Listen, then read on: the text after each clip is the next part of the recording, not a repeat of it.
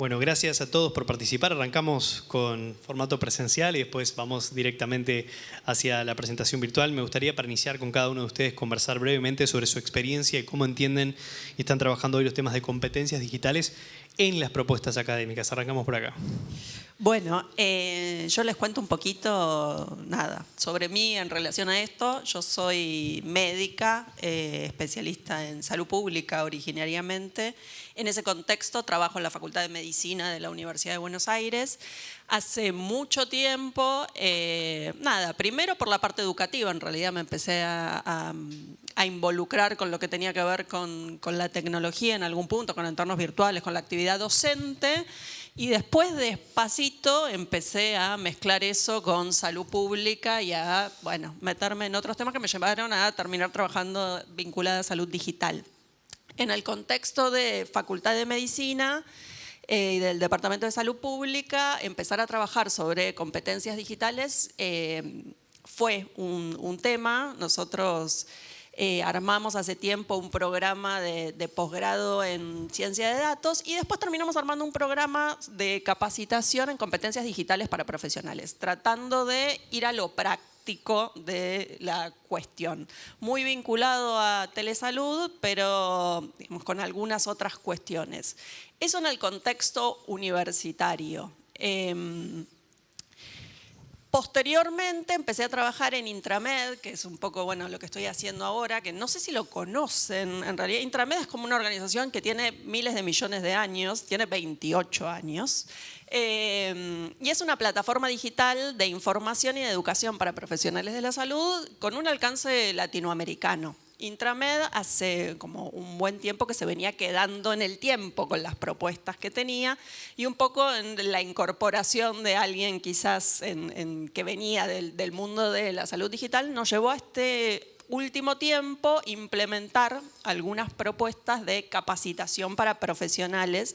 En general en Intramed los que acceden a la capacitación que es gratuita son profesionales ya formados. Entonces también estamos buscando un poquito cómo encontrarle la vuelta a la capacitación de profesionales que están hoy en ejercicio con algunas propuestas más vinculadas a lo práctico, a tener herramientas. Lo que nos suele suceder es que creo que a la mayoría de los docentes nos sale hacer cosas teóricas muchas veces y eso no tiene el impacto que esperamos en la práctica y es todo un desafío hacer capacitaciones que sean virtuales además, pero que logren que los profesionales desarrollen herramientas. ¿Ese es el feedback que han tenido de los profesionales? Sí, totalmente, en eso estamos. Buscándole la vuelta, ¿hasta dónde está la vuelta hoy? Hicimos un primer curso el año pasado de salud digital que son súper exitosos, pues son propuestas gratuitas para los profesionales, se anota un montón de gente, pero en el feedback había mucho de esto.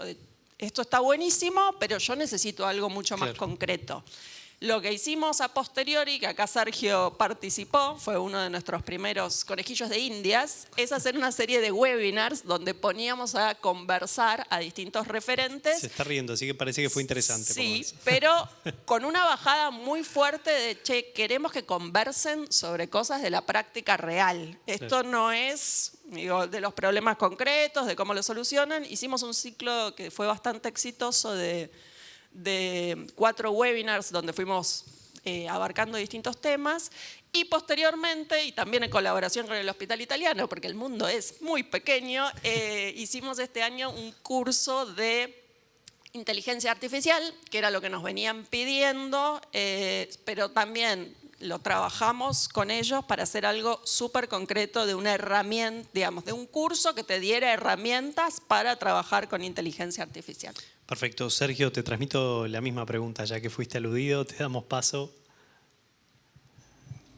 Bien, bueno, en mi caso, mi mayor actividad hoy está desde Integrando Salud. Integrando Salud es una empresa de software que desarrolla servicios para profesionales e instituciones de salud y creemos que principalmente desde ese lugar tenemos que acompañar a este proceso ayudando en lo que es la alfabetización digital. Así que entonces, desde ese lugar participamos a varios niveles. Yo soy profesor universitario de Informática en Salud en UCAMI, así que a nivel de pregrado tenemos un acuerdo entre Integrando Salud y UCAMI, donde brindamos la plataforma como plataforma de simulación para que todos los egresados de la UCAMI aprendan sabiendo usar historia clínica electrónica, plataforma de videoconsulta, que adquieran algunas competencias como evolucionar electrónicamente, hacer pedidos electrónicos, hacer recetas electrónicas,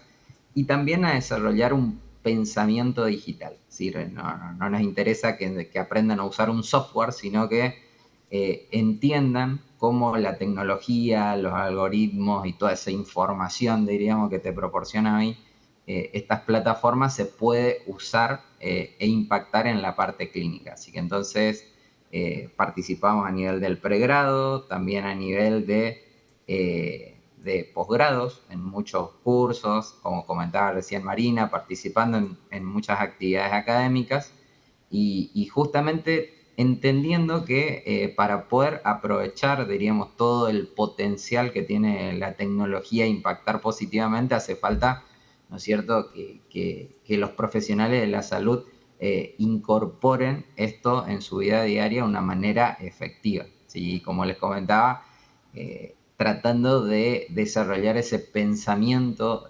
digital para tratar de hacer de que ese profesional que se está formando, esté preparado para el mundo actual, ¿no? Así que esa es nuestra experiencia. Perfecto. Mariela, te pasamos la palabra, te escuchamos.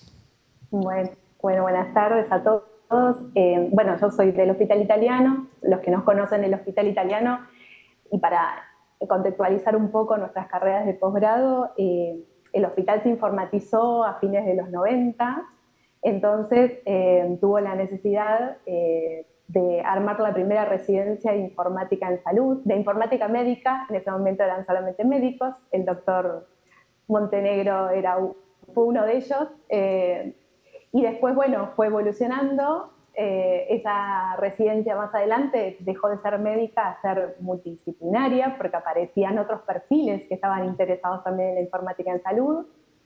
Después, en el 2012, empezamos con la idea y con la propuesta que teníamos que ir un poquito más, y entonces creamos la maestría de informática en salud. Ya veníamos con la especialidad, que era solamente para médicos, así que armamos una especialidad que era multidisciplinaria, ya no era una especialidad médica, sino que era una especialidad de informática en salud, y después la maestría. Y en el 2023 pudimos sumar la especialidad con la maestría, es la ELIS. Es un programa integral donde nuestros residentes, la parte teórica la hacen a través de la especialidad y la maestría, y también recibimos de afuera a muchísimos estudiantes. Ayer justamente dimos la charla informativa, tuvimos más de 100 personas en la charla informativa. Siempre son cortes muy grandes, tenemos 60 un tope, siempre damos un poquito más. Siempre nos interesa saber de dónde sale tanta gente que le interese la disciplina, porque siempre decimos, las primeras cortes, ya está, son las primeras cortes. Y abríamos 3 aulas, al año siguiente abríamos 3 más. Ya el año que viene la demanda se va a cortar, en algún momento vamos a salir a buscar alumnos. Y es todo lo contrario, cada vez nos sorprendemos con disciplinas nuevas que vienen a buscarnos, ¿no? Como que desde una psicóloga, desde un arquitecto, desde un administrador que trabaja en salud y que está interesado. También la pandemia nos dio la posibilidad, ¿no? Nosotros teníamos una maestría que era semipresencial. La pandemia nos permitió que sea 100% virtual y poder llegar a otros países. Entonces ya al no requerir presencialidad pudimos llegar a muchos países. Y es muy enriquecedora. Así que, hablando hoy un poquito de competencias, siempre nos apoyamos con las recomendaciones de la INEA, como que vamos en paralelo a las recomendaciones y vamos comparando, y cada tanto vamos como ayornando y actualizando los programas, porque es una disciplina que cambia todo el tiempo. Entonces, lo que era una necesidad quizás en el 2016 con la primera corte, hoy entendemos que hay otra, y y nos vamos ayornando a nosotros también. Así que un poquito les cuento cómo fue el recorrido para armar estas propuestas de posgrado, que hoy por hoy cumplimos 10 años ya de la especialización y de la maestría. Perfecto. Marina, profundicemos aquí presencial un poco sobre estos puntos que decías, ¿no? Muchos profesionales que están en actividad, que quizás por momentos no tienen incentivos, valoran mucho lo práctico de las formaciones. Ahora, ¿cómo hacemos para hacer un plan atractivo que resulte me encantaría tener la respuesta, ¿no? Digo, vamos a ver hasta dónde llegamos. No la tengo, tengo una hipótesis que veremos en qué decanta el año que viene y después ya les contaré. A ver, nosotros sí nos pasó que con estas propuestas formativas que tuvimos una gran cantidad de inscriptos también. Digo, hay una necesidad de los profesionales de formarse y digo, cada una de esas cosas, los cursos tenían más de 10.000 inscriptos, claro, en los webinars por ahí aparecían 1.000 personas, era como, esto es un montón. Pero también es cierto que eso nos parece que se agota en algún punto. Nosotros lo que estamos pensando, quizás para encarar el año que viene... que falta poquito, ¿eh? Sí. Sí, ya lo creo. Pero lo que queremos hacer es cambiar un poquito la propuesta en general formativa, no solamente en salud digital, y empezar a rumbear para el camino de las microcertificaciones. Y esto en relación a las propuestas que tienen que ver con las prácticas laborales. En otras industrias es algo como bastante común, no sé si alguien está familiarizado con eso, pero digamos... en el mundo del trabajo hay un montón de certificaciones que se van exigiendo para alcanzar, digamos, determinados roles. No está muy claro cuáles serían esas competencias. Recién cuando Mariela decía las competencias de IMIA, bueno, por ahí yo justo que acabo de presentar mi tesis de la maestría de la señora, trabajando con el marcos de competencias digitales, encontraba, por un lado, que teníamos competencias digitales muy definidas para los especialistas en informática, en salud en algún punto, algunas cosas más en el lado de estudiantes de grado y en el mundo de los que ya somos profesionales, agárrate, no sé, vamos viendo. Hay algunos marcos, se van desarrollando cosas, pero por lo menos en la búsqueda que yo hice había mucho menos claridad. Entonces, por ahí en vez de intentar definir cuál es el marco y cuáles son las competencias de los profesionales, la idea sería empezar a ir directamente al mundo del trabajo y empezar a ver cuáles son las necesidades concretas de los que contratan profesionales de la salud por un lado, o quizás de los que tienen software desarrollado, y también, digo, y acá lo miro a Sergio, que seguramente tenga un panorama clarísimo de cuáles son las dificultades que tienen los profesionales de la salud cuando usan su software. Entonces, empezar a generar capacitaciones muy cortitas que tengan que ver con eso y que te otorguen credenciales, digo, para historia clínica electrónica, para hacer teleconsulta, para hacer cada uno de esos pedacitos de lo que es la salud digital, que es complejísimo también hoy en día de abarcar. Y ahí recién estamos hablando de usar las herramientas concretas del consultorio. ¿Qué pasa con la identidad digital de un profesional, con la interacción que tiene con los pacientes en redes? Digo, después se abre un mundo, además, cuando hablamos de salud digital, que no es solamente lo que sucede, digamos, en las puertas adentro por ahí de un hospital, que es donde estamos como muy acostumbrados a pensarlo.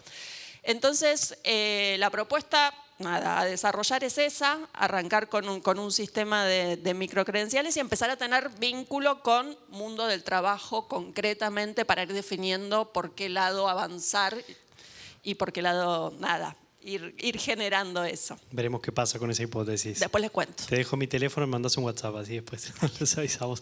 Bueno, seguimos. Sergio, creo que te levantó un centro, Marina, y no sé si querés hacer alusión a ese punto. Bueno, sí, yo creo que todo el avance de la tecnología está generando una necesidad de nuevos perfiles, ¿no? Nuevos perfiles que puedan ayudar a las instituciones a poder, ¿no es cierto?, optimizar ese uso de la tecnología. Inicialmente, estos años estuvimos como en una etapa de que las instituciones se estuvieron despapelizando, ¿no? Uruguay, bueno, es un país muy avanzado, digo, para ustedes quizás eso no es novedad, pero por acá todavía tenemos muchas instituciones que todavía trabajan en papel, y en los últimos años, ¿no es cierto?, se trabajó mucho en que la tecnología avance a despapelizar todo, ¿no es cierto?, a digitalizar esos procesos analógicos y convertirlos en digitales. Esas primeras instituciones, ¿no? Que ya llevan 2 o 3 años con todos esos procesos digitales, fueron generando toneladas de información y ahora necesitan optimizar esa información, ¿no? Necesitan madurar y aprender a hacer que esa información sirva a la misma institución para que sea más eficiente, para que genere indicadores, ¿no es cierto?, de mejora de calidad de atención, reduzca los costos, aumente la productividad, mejore la experiencia del paciente, o sea, y todo eso requiere nuevos, diríamos, nuevas habilidades, nuevas competencias para tratar de internalizar justamente todos esos beneficios que se lograron en esas primeras etapas. Así que entonces nosotros desde Integrando Salud tenemos una modesta propuesta de pasantía que se llama Implementando Salud, que es un programa de formación práctica de 1 año, donde ofrecemos a muchos profesionales que justamente quieren hacer la práctica, ¿no? Nosotros tenemos muchas instituciones en las cuales los ayudamos a digitalizarse y ese acompañamiento, ¿no?, requiere de profesionales capacitados para que justamente no sea solamente aprender a usar un software, sino realmente que lo acompañen en el camino de desarrollo institucional, ¿no es cierto?, que ayuda a esa institución verdaderamente a que se transforme digitalmente. Así que entonces tenemos ahí una propuesta para poder desarrollar esas habilidades en ese nivel. Si nosotros lo que pensamos es que esto no tiene que estar aislado, ¿sí?, de la parte clínica, ¿no?, sino que hay que tratar de que esto integrarlo a todo lo que son los entornos reales y demás. En la universidad, por ejemplo, en lo que estamos haciendo también a nivel del pregrado es haciendo que los alumnos generen, diríamos ahí, situaciones simuladas de atención por videoconsulta, enseñarle a comunicarse digitalmente, ¿no?, a poder hablar en el lenguaje donde hoy se mueve el paciente, donde está totalmente digitalizado, ya usa todo el día el celular, ya está acostumbrado, diríamos, a tener recetas digitales, y ese médico que se está formando tiene que salir preparado para eso, así que un poco en eso venimos trabajando. Bien, Mariela, desde tu experiencia en la formación de especialistas, hablando de competencias digitales avanzadas, o sea, ¿qué es lo que se debería priorizar para garantizar no solo el uso de las herramientas, sino también la capacidad de liderar proyectos y sobre todo aportar innovación al sistema de salud y a las instituciones? Claro, necesitamos, para liderar lo que hoy todo el mundo habla de la transformación digital, necesitamos formar líderes, ¿no?, que puedan crear, que puedan gestionar y que puedan transformar. Nosotros en la maestría nos enfocamos, por así decirlo, en 4 habilidades que son clave. La primera es tener la visión estratégica, es decir, saber mirar un problema complejo del hospital y entenderlo a fondo antes de pensar en una solución tecnológica, ¿no? No se trata de instalar un software, sino de encontrar la mejor manera de resolver el problema de raíz. Después de saber liderar proyectos, esa es la clave. Un proyecto en salud digital, hoy por hoy, un 90% tiene que ver con la gestión de personas, y ahí trabajamos fuertemente en todo lo que tenga que ver con la gestión del cambio, y un 10% hablamos de tecnología. Nuestros egresados aprenden a dirigir equipos, a gestionar los recursos y sobre todo acompañar a los profesionales de la salud para que luego adopten las nuevas herramientas. Después, también aspiramos a que sean capaces de crear lo nuevo, ¿no? Buscamos a graduados que no solamente usen la tecnología de lo que ya existe, sino que sean capaces de diseñar y proponer soluciones de futuro. Y por último, todo lo que tenga que ver con poder comunicar y comunicarle a otros, ¿no? Un buen líder debe poder explicar una idea compleja tanto a un gerente como a un médico o a un ingeniero. Tienen que ser en un momento como traductores, decimos, entre el mundo de salud y el mundo de la tecnología. La capacidad de trabajar en equipo multidisciplinario creo que es clave, Por eso la maestría es multidisciplinaria y trabajamos fuertemente en eso, ¿no? En formar equipos que sean multidisciplinarios y que puedan trabajar entre ellos y armar redes. Porque la maestría termina los 2 años y un trimestre, pero bueno, después sigue todo un trabajo posterior que con esta red de graduados logran después volver a conectarse y seguir trabajando en diferentes proyectos. Perfecto. Una pregunta final para los tres, para ir redondeando el panel. Si pensáramos el recorrido completo a nivel educativo, desde el grado, pasando por el ejercicio de la profesión, las especializaciones, ¿cuáles son esas habilidades transversales que se tienen que dar? ¿Y cuál es el precio de no incorporarlas ya en la currícula educativa y teniendo en cuenta todos los desafíos que vienen a futuro? Arrancamos por acá.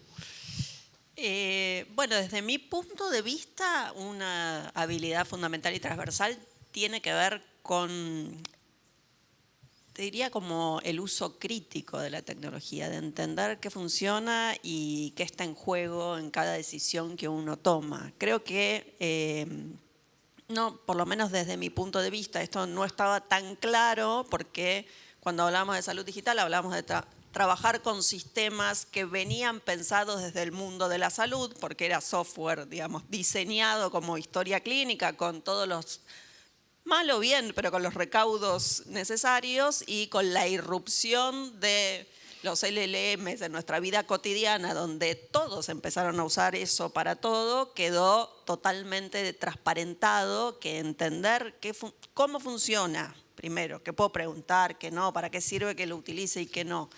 Y por otro lado, ¿qué riesgo hay en poner ahí datos de pacientes, hacer determinadas preguntas? Creo que es clave. Y eso sí o sí requiere tener un pensamiento, digamos, no ser un mero usuario de tecnología, sino poder ir un pasito más allá. Así que a mí me parece que esa es como una de las capacidades fundamentales que tendríamos que desarrollar. Perfecto. Sergio. Bien, yo creo que otra de las capacidades es también aprender a tener una comunicación empática en estos nuevos entornos, ¿no? Entender que estamos ante pacientes diferentes, que ya leyeron todo en Google, en ChatGPT, se sientan, diríamos, diferente y hay que aprender a lidiar, ¿no es cierto?, con eso y seguir conservando, ¿sí?, ese panorama de autoridad, de orientación con el paciente, ¿no? Ofrecerle opciones, tratar de guiarlos en ese proceso y ya ir dejando ese modelo paternalista, ¿no? Donde llegaba, donde el paciente iba al médico, el médico le decía tenés que hacer esto, lo otro, lo otro, lo otro. Bueno, ahora tenemos que estar preparados para entender que ya los pacientes vienen diferentes, muy informados y uno cumple un nuevo rol orientador y más acompañador, ¿no es cierto?, en estas decisiones. Así que eso tendría para aportar en este punto. Perfecto. Mariela. Y sumado a lo que decía Marina y Sergio, creo que desde grado, nosotros por lo menos acá en la universidad también hacemos mucho foco en todo lo que tenga que ver con la privacidad de los datos, ¿no? Enseñar a nuestros alumnos desde el día número 1 todo el tema de la implicancia ética y legal, ¿no? Que si manejan y manipulan datos de los pacientes en la historia clínica, es una información súper personal y muy sensible. Entonces cualquiera que trabaje en salud tiene que saber al pie de la letra qué se puede hacer y qué no. Hoy más con la inteligencia artificial, ¿no? Es como tenemos que tener mucho cuidado a nivel de todo lo que tenga que ver con lo educativo, nuestra formación, que utilizan la herramienta, pero también tener en cuenta todas estas implicancias éticas y legales de la seguridad de la información. Bien, perfecto. Abrimos el espacio de preguntas. Si hay alguna pregunta del público, de lo contrario, tenemos 2 preguntas. Vamos por allá. Ahí voy a acercar el micro. Por acá. Hola, buenas tardes. Buenas tardes. Quería consultarles a ver si a ustedes les parece que para ser un buen usuario de la salud digital, ya desde el punto de vista del profesional o desde el punto de vista del paciente o usuario no profesional, podemos hablar del concepto de que es necesario tener una buena formación como ciudadano digital. Creo que ese concepto sería el que englobaría, ¿no? Sí, totalmente de acuerdo. Creo que sí. De hecho, primero somos ciudadanos antes que profesionales o pacientes. El tema, por lo menos que yo tengo con eso, habiendo estado tratando de investigar sobre estos temas, es cómo eso después se baja a tierra. Porque está buenísimo el concepto, pero de nuevo, ¿y qué es ser un ciudadano digital? ¿Cuáles son las competencias básicas que los ciudadanos deberíamos tener? Bueno, también hay algo ya trabajado en relación a eso, y también es algo cambiante, no es estático. Entonces, bueno, hay que estar atrás de ese concepto. Chicos, virtual, si quieren responder algo. Sergio, Mariela. No, yo coincido con Marina, diríamos, es un concepto amplio y complejo de implementar, pero considero que deberíamos, diríamos, ir hacia eso, de definir bien, diríamos, cuál es ese alcance, ¿no? Y empezar a impulsar todo esas competencias de ambos lados, tanto en los pacientes como en los profesionales.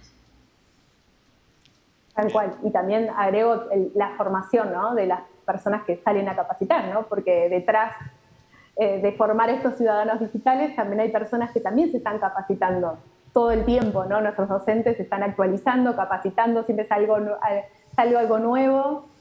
También las camadas van cambiando, ¿no? Uno habla, uy, estos chicos ya son nativos digitales, nosotros venimos de, no sé, yo al menos, venimos de otra camada, ¿no? Entonces todo nos cuesta un poco más. También creo que da para otra charla, para otro congreso. El año que viene podemos ir presencial, Sergio, y podemos hablar también de cuáles son las competencias de nuestros docentes, ¿no?, a la hora de formar tanto en grado como en posgrado o en capacitación continua. Perfecto, los esperamos presencial por acá, ¿ok? Tenemos otra pregunta por allí. Le acercamos el micrófono, un segundito. Graciela, presidenta de SUSADI.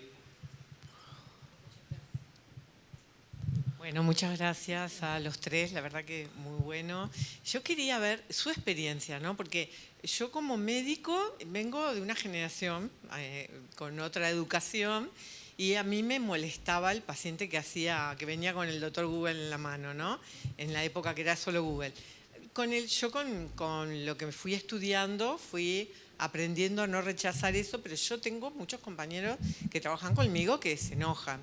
El otro día estuve en una charla con diabetólogos y un diabetólogo contaba que un muchacho joven que se vino a estudiar del interior a Montevideo, diabético tipo 1, que debutó hace muy poco, hace como un año, pero en el interior lo atendió un médico que se jubiló, quedó sin médico y él estuvo un año sin atención médica y cómo manejar su enfermedad.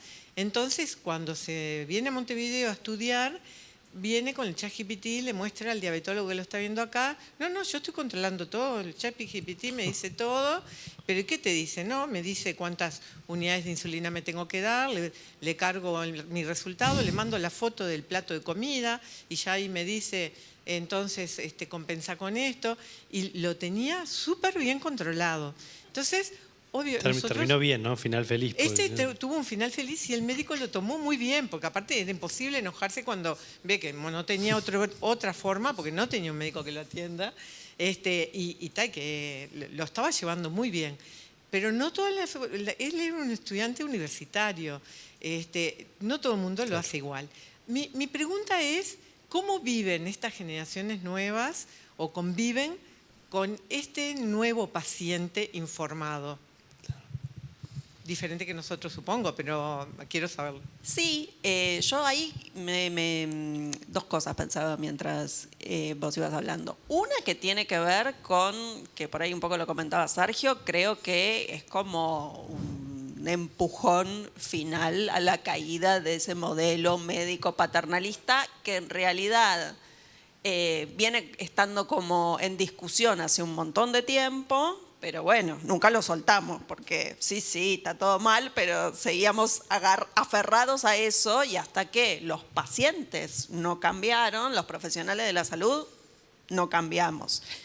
Y después lo otro que pensaba era, el otro día estuve en una charla hace un tiempito en un hospital de salud mental y estábamos hablando sobre salud mental y aplicaciones de salud digital. Y yo la verdad es que no sé mucho sobre el tema, ¿no? Pero bueno, había como recopilado un montón de casos para que discutieran entre ellos. Entonces, como yo no sabía mucho, digo, mejor que discutan entre ellos, generemos polémica y se olvidan de que yo estoy acá.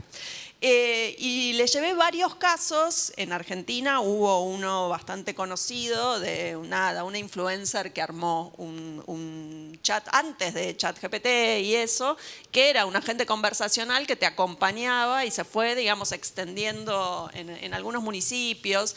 Pero la discusión, más allá de si estaba bueno o no estaba bueno, porque fue bastante escandaloso, que se terminó dando al final, tiene que ver con lo otro que vos decías, que con el acceso. Porque todos esos profesionales de la salud mental era como, no, ¿cómo vamos a usar estas herramientas? Pero por otro lado, todos eran muy conscientes de que el acceso a la atención en salud mental, en el ámbito en el que se movían, era escasísimo, pero no escaso, escasísimo. Entonces empezaron todos a discutir sobre estas cosas. Es como, ¿es lo ideal? ¿No es lo ideal? Bueno, pero es lo que tengo a la mano. Bueno, ¿cómo hacemos para que esto sea un poco mejor? ¿Cómo le vamos? Y ahí empezaron a salir un montón de cuestiones, sobre todo los que además trataban adolescentes. Todos, su compañía número uno ya eran todas esas, no aplicaciones diseñadas específicamente para eso, sino ChatGPT directamente. Y empezó a aparecer todo esto de, ¿no? Y hay, ¿no? Digamos, creo que estamos transitando ahora sí un momento tan, no sé, me sale épico del cambio tecnológico, donde empiezan a pasar cosas que están fuera de nuestro control totalmente y tenemos que empezar a ver cómo hacemos para resolver eso. Y eso los médicos, digo, ya creo que es un cachetazo que no vamos a poder evitar, no importa cuándo nos hayamos formado. Sergio, Mariela, por si quieren responder algo al respecto. Le doy la palabra a Sergio porque médica no soy, así que es todo de ellos. Sergio, todo tuyo. Bien. Bueno, yo soy un poquito grande, pero me es difícil no pensar en digital. Sí, puede ser por esto de que mi primer residencia fue en informática médica, ¿no? En el 2002. Era todo un desafío, no sé, hasta el 2008 creo que no pude explicar qué hacía. No pude explicar que no entendía bien. Después sí, la verdad que no me arrepiento de nada de haber elegido eso, pero bueno.